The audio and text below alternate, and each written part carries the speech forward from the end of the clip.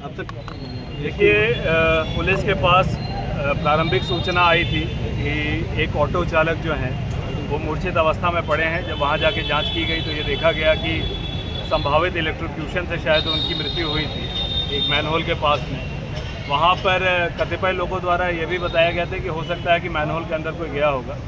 इस संबंध में फिर जिलाधिकारी महोदय के निर्देशानुसार यहाँ पर एसडीएम साहब की, ईओ साहब की, पुलिस की, फायर की और अब पीएसी फ्लड कंपनी की सभी टीमें लग के सभी हमारे सीवर सिस्टम को चेक कर रही हैं कि कहीं कोई ऐसी स्थिति तो है नहीं कि कोई कहीं मैनहोल में गया हो। और इस संबंध में व्यापक एक सर्च चल रहा है। ये हमारा जो सीवर लाइन है इसको हम लोगों ने 3 सेक्टर में बांटा हुआ है इस वक्त। पहला सेक्टर हमारा मछलीशहर पड़ाव से बदलापुर पड़ाव जिसको स्कैन किया गया है। इस वक्त हम लोग बदलापुर पड़ाव से लेके जहाँ पे वो नदी की तरफ मुड़ रही है उसे स्कैन कर रहे हैं और उसकी इसी तरह करते हुए सेक्टोरल स्कीम के अंतर्गत हम सारे हमारी सीवर सिस्टम को चेक करते हुए बढ़ रहे हैं कि कहीं कोई इस प्रकार की बात ना हो कि कहीं कोई उसमें गया।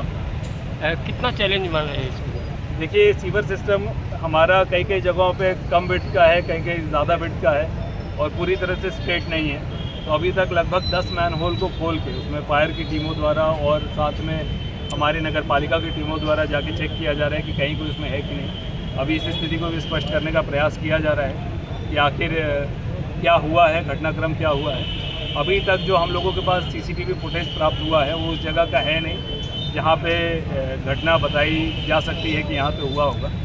तो इसलिए भी सारे हमारे बाज़ार क्षेत्र है तो यहाँ के सभी सीसीटीवी कैमरों को भी दिखवाया जा रहा है। जैसे हमारे पास कोई प्रमाणित सूचना आती है हम आपको जानकारी मिल रही थी एसडीआरएफ की टीम भी आने वाली है, लेकिन अभी तक 17 घंटे हो चुके हैं। देखिए, हमारी पीएसी फ्लड कंपनी की टीमें एक्टिव हैं, यहाँ मौके पे हैं। हमारे फायर की रेस्क्यू टीमें एक्टिव हैं। हमारी एसडीआरएफ को रिक्वेजिशन भेजी गई थी और एसडीआरएफ ने बहुत तेज़ी से अपने चित्रकूट की टीमों को मूव कराया है जो प्रयागराज और यहाँ के बीच में भी है और यथाशीघ्र वो भी आ जाएगी। मगर हमारे पास वो सारे इक्विपमेंट हैं वर्तमान में और हमारी 2 प्रोफेशनल टीमें हैं, हमारे fire safety and rescue operations की टीम और पीएसी फ्लड कंपनी की टीम और साथ में हमारे नगर पालिका और पुलिस की टीमें ये लगातार यहाँ लगी है। और यहाँ पर हमें बड़ा अच्छा इनपुट मीडिया बंधुओं से और बाज़ार के लोगों से भी मिल रहा है जिनके द्वारा भी हमें समय समय पर सहयोग भी दिया जा रहा है और गाइड। परिजनों से आपकी बात हुई है सर? परिजनों से क्या होता? देखिए, परिजन जिनको संदेह है कि कहीं उनकी बालिका या उनका बालक अंदर न गया हो, एक लगभग 22 वर्षीय युवती के